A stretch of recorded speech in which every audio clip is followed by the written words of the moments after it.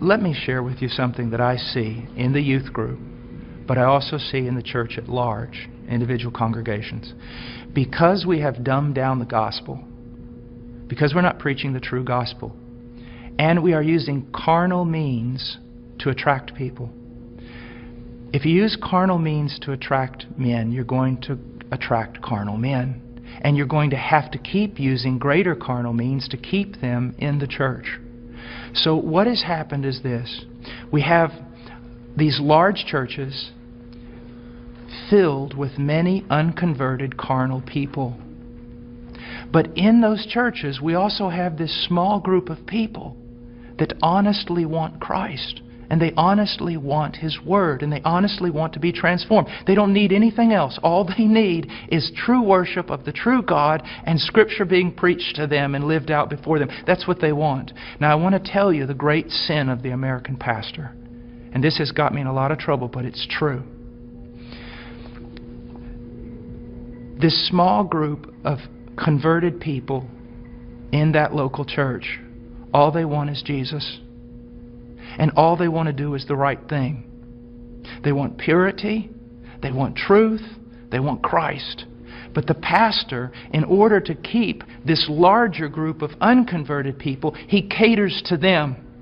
So while he is feeding these carnal men and women with carnal things, he is letting the sheep of God starve to death. And he is going to stand before God one day in judgment. Listen, brother, if my wife was going grocery shopping, and when she was going out to her car, some men assailed her, attacked her brutally, and you walked by, and you did not want to get involved because you didn't want to cause trouble, you didn't want to put yourself in harm's way, you just wanted everything to go smooth. After all that was done, I would look for those men to deal with them. But I want you to know this, I'd look for you too. Because you had a chance to stand for my wife, my bride. And out of self-preservation or wrong ideas, you did not do it. You're just as much responsible as those men who attacked her. And that's what's happening all throughout America with pastors. It's the bride of Christ. There are sheep in all these churches, many of them, even churches that seem somewhat heretical in places. You'll usually find a group of people who truly want Christ, but the leadership is catering to the carnal and letting the bride of Christ starve to death, impoverished.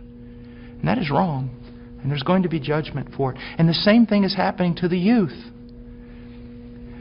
I know young people that say, you know, Brother Paul, I listen to you all the time. And I said, well, what about your church? He goes, well, they don't preach this.